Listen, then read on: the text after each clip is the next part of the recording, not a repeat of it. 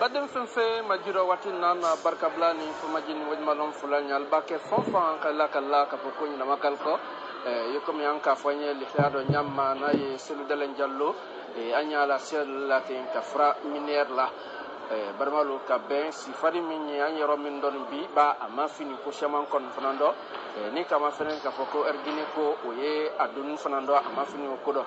Adanto Fernandi de Nika Mafren Francotono, Naye, Ayero Mindo, Naye, Dixindi, Arebra Fanyina, Kafoko, Shamambale Brateme, Yokom, Kaman Jabini, Kita Football Betre Yene, Alena, Akokatadi, Mini Mansala, Europusa, Luka Foko, Aboy.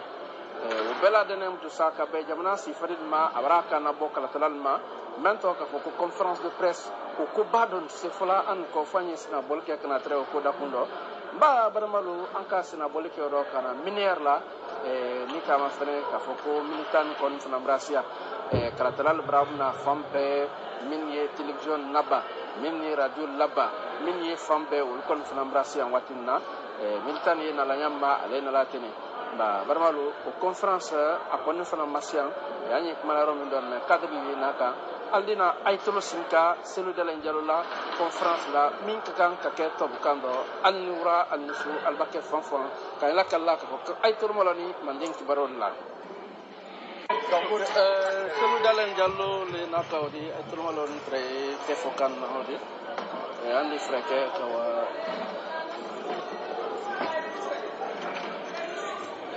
voilà badamalo abrana alle donc entraudi andwa kawa anna téléphone la mais conférence de presse di kaw damna andi nan sera photo dul talandi photo dul fananta. Je vais demander à l'assistance de bien vouloir mettre le téléphone au mode discret. Donc je disais que je voudrais vous remercier pour être venus si nombreux à ce point de presse de Seydou Alain Diallo, président de l'FDG, président de la NATO. J'ai rarement organisé de point de presse, si bien que je suis convaincu que vous posez la question de savoir pourquoi ce point de presse. Je puis vous assurer, c'est moins pour défendre un bien, une propriété, que pour défendre mon honneur et ma réputation. J'ai travaillé pendant une trentaine d'années pour l'État guinéen à différents postes, dont une dizaine en tant que ministre de la République. Je n'ai jamais été entendu par un officier de police judiciaire ou par un juge pour des faits présumés de corruption ou de détournement de deniers publics. J'ai toujours dit et répété que j'étais un homme d'honneur, je ne suis pas un homme d'argent. Pendant cette carrière administrative, je me suis fait une réputation d'homme intègre et relativement compétent, disons-le, parce que c'est à ce titre que j'ai été appelé au gouvernement en 1996. J'ai essayé, dans l'exercice des fonctions ministérielles qui m'ont été confiées, de m'imposer une rigueur exceptionnelle. J'ai pu apporter une contribution non négligeable. D'abord en tant que simple fonctionnaire à la mise en place d'un véritable institut d'émission et d'un système bancaire moderne.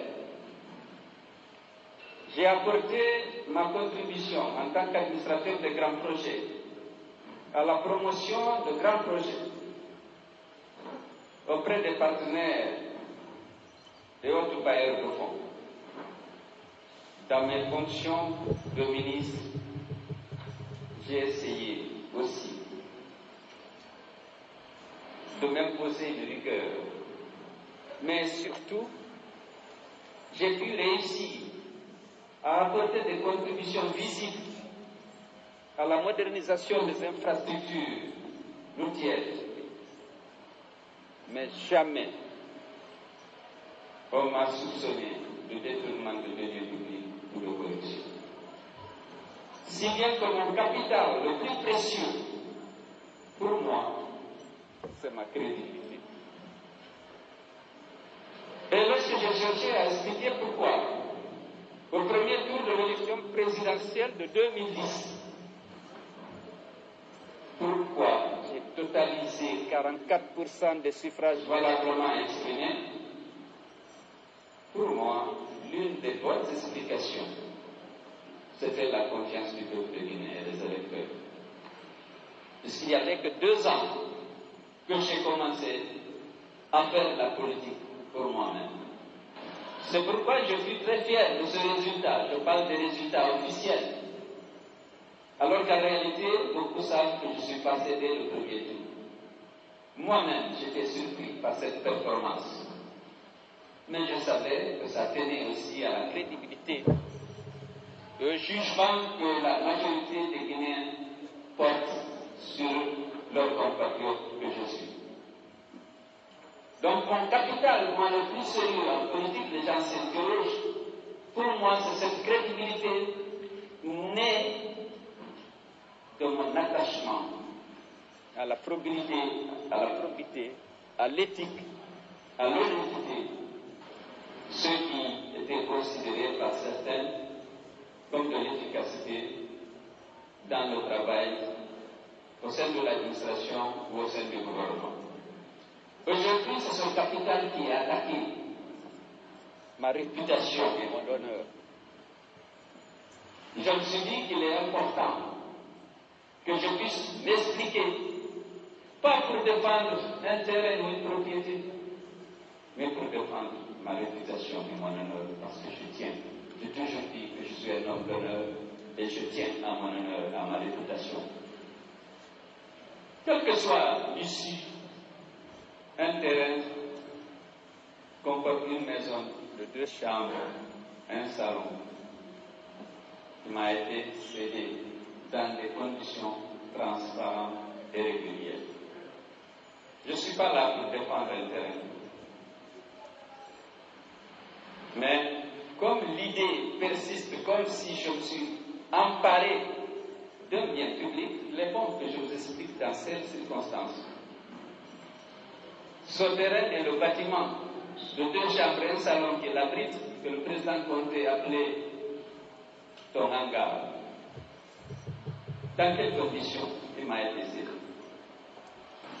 D'abord, je n'ai jamais formulé une demande comme un vente.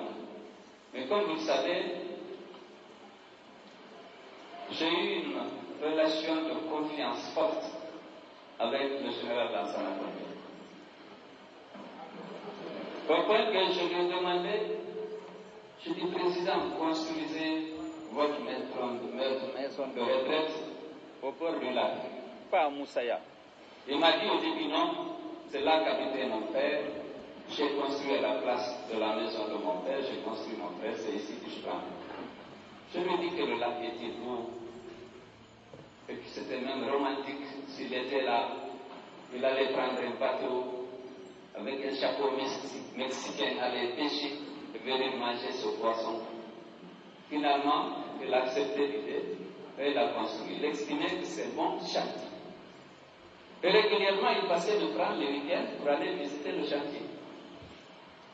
Parce qu'il a appelé Santilo et il dit, bon, mon Founiti l'a dit de construire une maison ici, qu'est-ce que tu en penses? Santilo a dit que ce serait une excellente idée. Le chantier a commencé. Tous les week-ends, il passe à Dixit, il me prend, on va aller voir ton chantier. Et Forum est là, le ministre de l'Urbanisme, il dit, bon, toi tu choisis à gauche ou à droite le terrain sur lequel je vais construire ta maison pour que le jour où tu viennes me rendre visite en tant que président retraité, que tu restes dans ta maison. Ça, c'était devant Forum, ministre de l'Urbanisme et de l'Habitat, qui est encore vivant. Un jour, on est rentré à la maison et dit, mais toi, tu me fais construire des maisons, regarde le hangar que tu habites. On va te vendre ici. Je vais te donner le matériel, tu vas construire une maison et mettre ta famille à l'aise. Regarde ce hangar. Je dis, bon, d'accord. Et puis, c'est resté un moment. Il a dû oublier. Sa perception de moi, c'était, bien sûr, c'est une perception fondée. J'étais un homme désintéressé, qui n'est pas intéressé par le matériel. Je ne l'ai pas rappelé. Et un jour qu'il me dépose,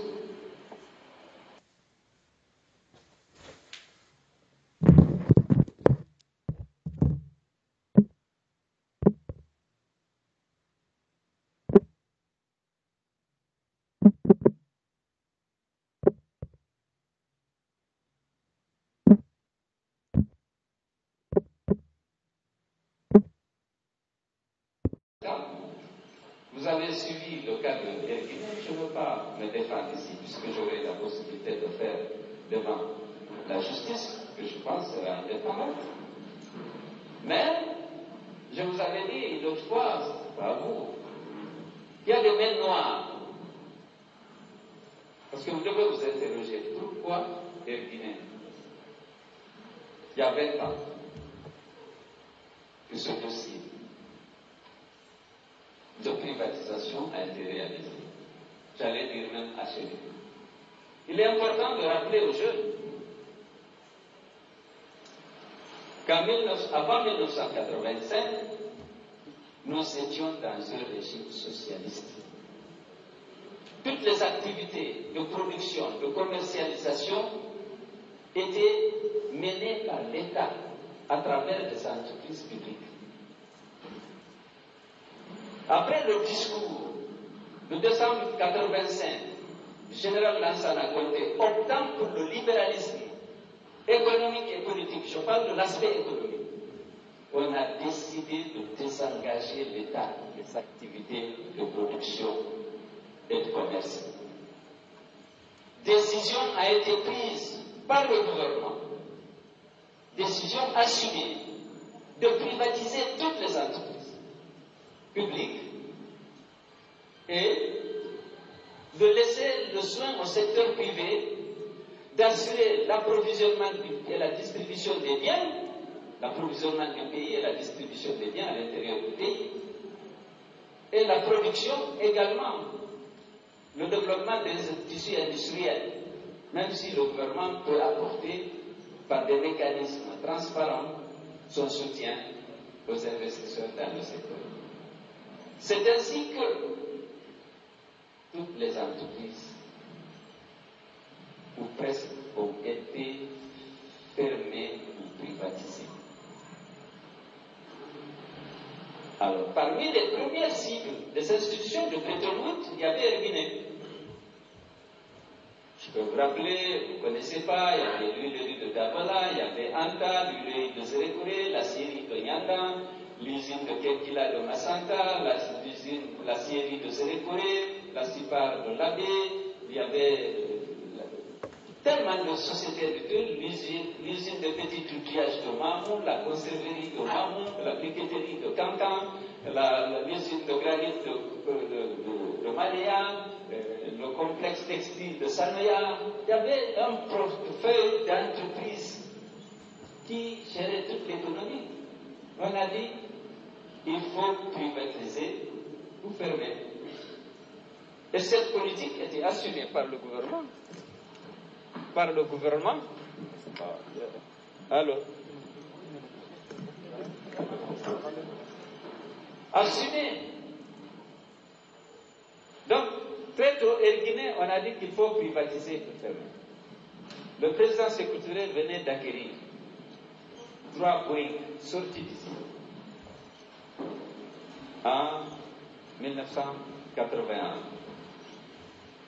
Il y avait un Boeing 707, un Boeing 727 et un Boeing 737. Ils ont dit que les États, les compagnies aériennes dans toute l'Afrique avaient des difficultés. Vous êtes tous jeunes, il y avait Air Zaïre, Nigeria Airways, Air Afrique, Air Sénégal numéro 1, Air Ivoire numéro 1, après il y a eu numéro 2, numéro 3, parce qu'il y a eu beaucoup qui ont été liquidés et on a encore créé d'autres entreprises, mais qui n'ont jamais prospéré. Donc ils ont commencé cette liquidation par la vente de 2 avions. C'est M. Babacar Ndiaye qui était ministre des Transports. 2, le 707 et le 727. Il y a eu des investisseurs nigérians qui sont venus acheter. J'étais loin d'être ministre parce qu'on était en 87, je crois.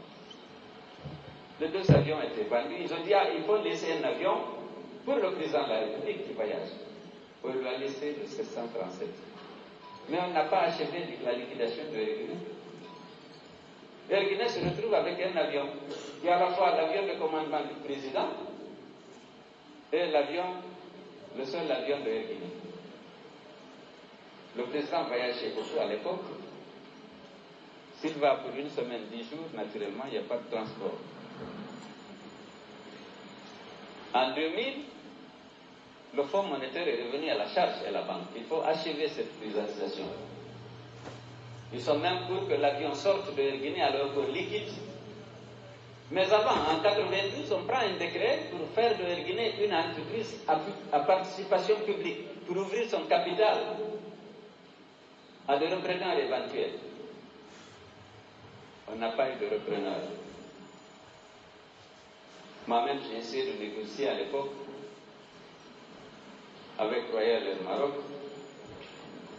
J'ai dit que le marché guinéen était trop petit puisque l'aéroport Conakry c'était environ 300 000 passagers, lorsque la Côte d'Ivoire et le Sénégal étaient à plus d'1 million de passagers. Je ne pense pas même que ça ait beaucoup changé. Donc finalement, la décision, le fonds et la banque sont revenus à la charge. Un dossier a été présenté au Conseil des ministres qui a approuvé la privatisation de Air Guinée. C'est dans la mise en œuvre de cette privatisation, puisque la banque a envoyé un expert pour aider à la rédaction d'un cahier de charge et d'un dossier d'appel d'offres. L'expert était en Guinée lorsque le président, moi, m'a appelé. Je le trouve avec moi, et là je m'en suis là. Il m'a dit, vous êtes en train de vendre mon avion? Je dis, oui, président, le conseil des ministres a décidé, on a demandé à la Banque mondiale, qui a mis un expert qui est en train de nous dire, non, il ne faut pas faire ça. Il faut qu'on a vendu les 2 premiers avions à l'étranger. Et là, je m'en suis là, acheter, il faut le vendre. Je me suis opposé tout de suite devant Mamadou Silla, qui a témoigné. Je ne veux pas répéter tout ce que j'ai dit. Le président, au point que le président s'est fâché, pensait que j'avais des conflits connus entre Mamadou Silla et là. Le président a pensé que c'est parce qu'il y avait ces conflits entre nous que je m'opposais. Mais en réalité, c'est parce que je connaissais la complexité du transport aérien.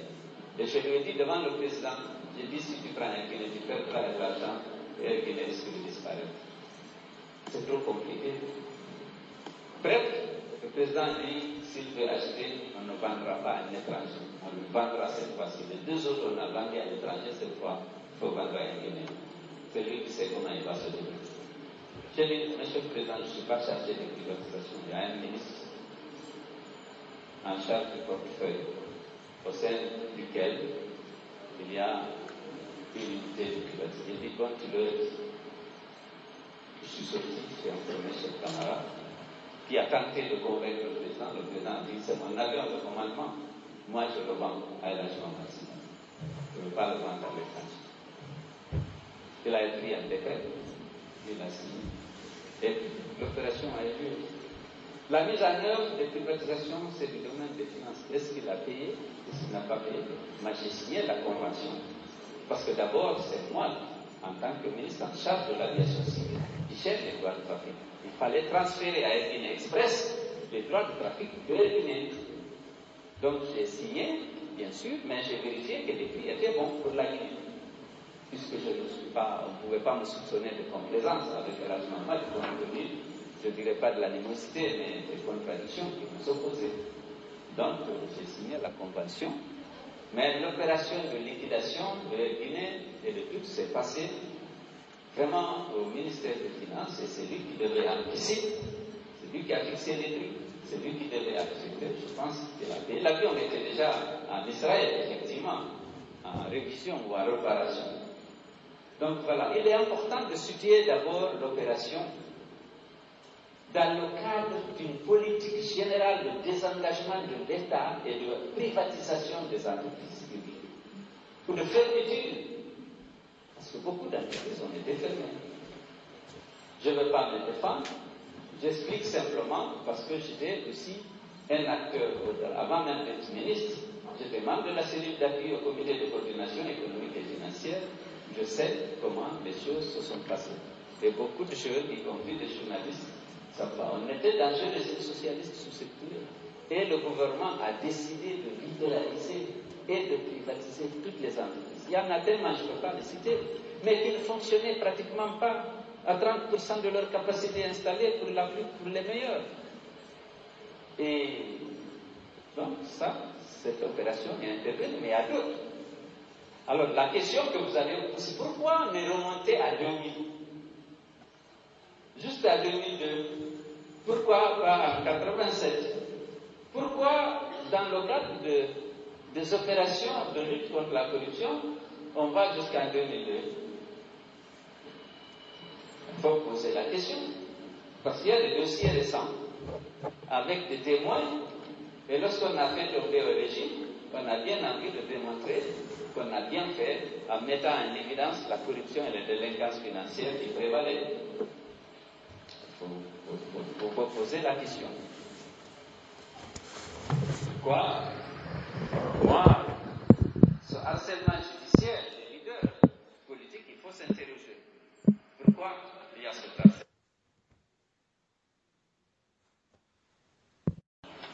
Vous vous engagez à donner aux civils le pouvoir à l'issue d'élections. Les civils candidats à la récupération du pouvoir, c'est en premier lieu les partis politiques. Mais les partis politiques, ce n'est pas une corporation, on ne s'entend pas, on est concurrents. Mais on peut apporter notre contribution pour une gestion apaisée de cette transition, pour qu'il y ait le consensus, pour à la fois prévenir les conflits, mais aussi lorsqu'ils naissent de les gérer. Nous, on n'a pas été entendus. Il n'y a pas de dialogue. Donc, c'est par l'intermédiaire de la presse qu'on dialogue avec le CNRD et le gouvernement. Ce n'est pas normal. Parce qu'on est obligé d'exprimer nos points de vue à la presse. Et eux aussi d'exprimer leurs points de vue à la presse, alors que nous sommes tous fils de ce pays. Qu'est-ce qui nous coûterait de nous retrouver autour d'une table? Voilà le problème. On veut aller vers la mise en place d'institutions légitimes. Parce que nous sommes dans une période d'exception, où il n'y a pas de repère, il n'y a pas de légitimité. Comment on fait en tant que frères? Nous ne comprenons pas. Parce qu'au Mali, les partis politiques sont dans le gouvernement. Donc, ne serait-ce qu'à ce côté, ils participent au débat. Au Tchad, qui est en transition, on a appelé même les rébellions pour participer au dialogue. Les rebelles, les mouvements rebelles sont invités à prendre part au dialogue. Nous sommes des partis légalement constitués. Pour le dialogue, c'est pas possible. Il ne faut pas dialoguer. Alors les uns prennent des agendas cachés aux autres, ou de mauvaises intentions, et on est allé vers où on va s'asseoir, présenter les propositions des uns et des autres, les confronter, essayer de trouver un consensus. C'est ça qui était pour moi. C'était utile. Mais on n'a pas été entendu. Donc les décisions sont prises. On accompagne, on conteste. Si on conteste ou on émet des réserves, on dit qu'il est contre le CND. Alors qu'on aurait pu avoir un cadre de dialogue où on peut dire, est-ce que cette décision non paraît judicieuse? Est-ce qu'on peut la prendre par le gouvernement, par le CND? Une telle proposition émise par un concurrent et notre parti ne me semble pas opportune. Est-ce qu'on peut l'écarter? Il y a le débat. L'absence de débat est source de conflit. nous avons demandé qu'on s'asseye. Toutes les autres transitions, il y a un dialogue à côté. Non, on n'a pas de dialogue. Alors, est-ce que les assises règlent le problème? Moi, je dis, les assises n'étaient pas nécessaires. Si on va à l'intérieur, on s'adresse à qui? Est-ce que c'est à chaque citoyen? Donc, j'imagine que le CND vient à Forêt-Caria, il s'adresse à l'imam, parce qu'il n'y a personne qui représente la population. Ici, les partis politiques qui doivent participer aux élections, ils sont là. Les seuls élus à l'intérieur, c'est les élus des communes. Mais les élus des communes, la plupart, 95%, 19%, c'est des partis politiques. Sinon, il n'y a pas de représentativité. Vous pouvez interroger chaque citoyen. Ou bien pour dire, oui, le consensus. Oui, le peuple veut ça. C'est pas possible, on n'acceptera pas n'importe quoi. C'est ça le problème aussi. Parce qu'il ne s'agit pas de chercher une légitimité pour prendre des décisions qui sont contraires aux principes de la démocratie et de l'état de droit et d'imposer ça aux Guinéens. Je ne vois pas l'utilité de cette journée, de ces assises, alors qu'on aurait pu trouver un consensus en confrontant nos différentes idées et nos différentes intentions. Alors, on m'a parlé de les prix de l'avion. Ousmane Kaba aurait dit que c'est ça. Déterminer le prix d'un avion n'est pas aussi compliqué.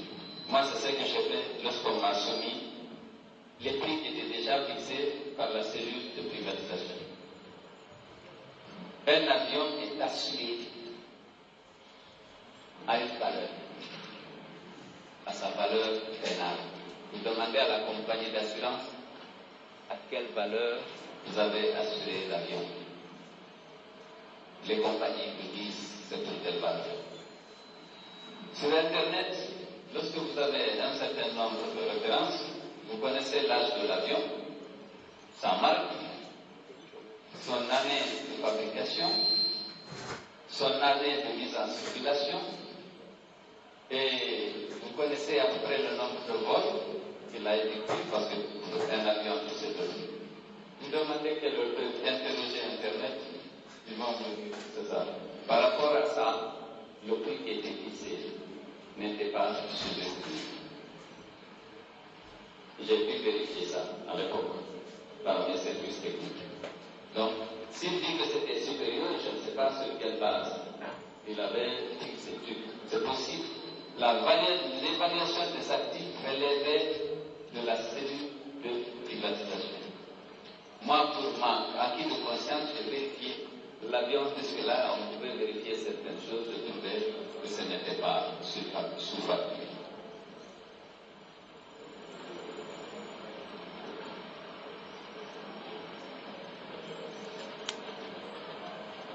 Alors, la dernière question de ma sœur, pourquoi cet acharnement? Effectivement, il y a un acharnement.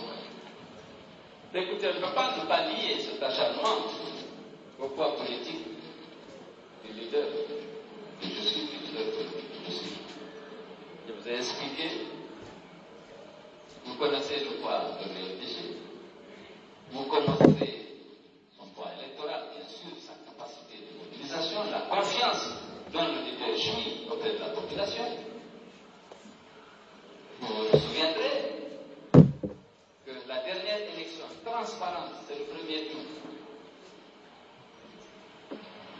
C'est pas le premier tour de 2010. Le premier tour de 2010, moi je me suis retrouvé avec 43,76% de suffrage par acclamation. Celui qui venait après moi, c'est Alpha, il avait 18%. Mais au-delà de ça, lorsque nous avons décidé de participation à l'élection de 2020, nous avons gagné le premier tour et nous avons revendiqué notre victoire jusqu'à la chute d'Alpha. Pourquoi nous avons renoncé à cette revendication? Parce que cette élection de 2010, de 2020, n'était pas inclusive, il y avait des gens qui étaient boycottés, ou avaient boycotté, ils étaient en dehors. Et ensuite, la junte avait promis d'organiser des élections transparentes. Et nous, pour nous, c'était une question de vérification. Nous avions tout notre dispositif de 2020 prêt pour aller aux élections. Notre principal adversaire, le RPG, sans la justice imposée, sans les administrateurs territoriaux qui sont des militants zélés du RPG, sans les forces de défense et de sécurité qui tuent nos militants, emprisonnent et nous harcèlent, nous savions que nous avons toutes les chances de l'emporter encore dans notre vie. Mais ça, c'est connu de beaucoup de gens. Malheureusement, c'était un handicap. Parce qu'il y a des gens, pour des raisons qui leur sont propres, ils ne veulent pas que les RPG acceptent le pouvoir. C'est tout sauf les RPG. Et nous craignons que ce soit que ces forces hostiles qui soient en train de manipuler le CNP, le CNP, pour trouver le moyen de nous exclure par des manœuvres, l'âge, le harcèlement judiciaire auquel on est déjà exposé. C'est évident que nous nous interrogeons et nous nous préparons en conséquence. Parce qu'on a dit qu'on ne peut pas accepter une loi qui n'existe nulle part. On ne peut pas aussi vraiment accepter que, voilà, on te colle une ardoise dans un dossier où tu n'as absolument rien fait, sauf peut-être exécuter un décret pris par le président élu de la République d'alors. Et dans l'exécution, les prix auxquels les biens, les actifs ont été cédés étaient relativement bons. Et nous n'avons eu aucune conclusion dans cette opération, d'autant plus qu'à l'époque, comme je l'ai dit, nous n'avions aucun intérêt d'aider, de lui, aucun intérêt d'aider. Nous avons refusé dissuader le président pour l'intérêt de la République. Voilà. Alors, donc, c'est ça. L'acharnement existe. Nous le sentons. Soit à la maison, ça peut s'inscrire dans un plan. Donc, on n'a pas encore peut-être tous les contours, mais il ne faut pas l'exclure. Parce que nous pensons qu'il y a des forces occultes qui essayent de pousser le CNRD à l'exclusion de certains leaders pour que leur candidat éventuel puisse l'emporter. Parce qu'aujourd'hui, la force de l'UPD, vous la connaissez.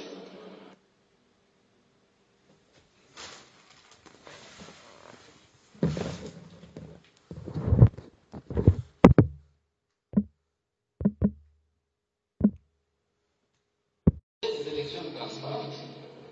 Et nous, pour nous, c'était une question de vérification. Nous avions tout notre dispositif de 2020 prêt pour aller aux élections. Notre principal adversaire, le RPG, sans la justice imposée, sans les administrateurs territoriaux qui sont des militants zélés du RPG, sans les forces de défense et de sécurité qui tuent nos militants, emprisonnent et nous harcèlent, nous savions que nous avons toutes les chances de l'emporter encore dans notre vie. Mais ça, c'est connu de beaucoup de gens. Malheureusement, c'était un handicap. Parce qu'il y a des gens, pour des raisons qui leur sont propres, ils ne veulent pas que les RPG acceptent le pouvoir. C'est tout sauf les RPG. Et nous craignons que ce soit que ces forces hostiles qui soient en train de manipuler le CNP,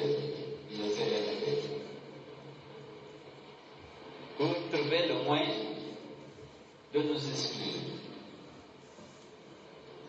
par des manœuvres, l'âge, le harcèlement judiciaire auquel on est déjà exposé.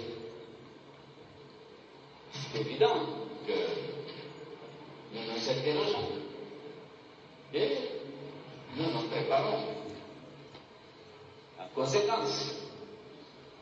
Parce qu'on a dit qu'on ne peut pas accepter une loi qui n'existe nulle part. On ne peut pas aussi vraiment accepter que, voilà, on te colle une ardoise dans un dossier où tu n'as absolument rien fait, sauf peut-être exécuter un décret pris par le président élu de la République d'alors. Et dans l'exécution, les buts auxquels les biens des actifs ont été cédés étaient relativement bons, que nous n'avons eu aucune condition dans cette opération, d'autant plus qu'à l'époque, comme je l'ai dit, nous n'avions aucun intérêt d'aider, de nuire, aucun intérêt d'aider. Nous avons refusé dissuader le président pour l'intérêt de la République. Voilà. Alors, donc, c'est ça. L'acharnement existe, nous le sentons, soit à la maison ou en Guinée. Ça peut s'inscrire dans ce plan. Donc, on n'a pas encore peut-être tous les contours, mais il ne faut pas l'exclure. Parce que, de toute façon, il y a des forces occultes qui essayent de pousser le CNRD à l'exclusion de certains leaders pour que leur candidat éventuel puisse l'emporter. Parce qu'aujourd'hui, la force de l'UPD, vous la connaissez.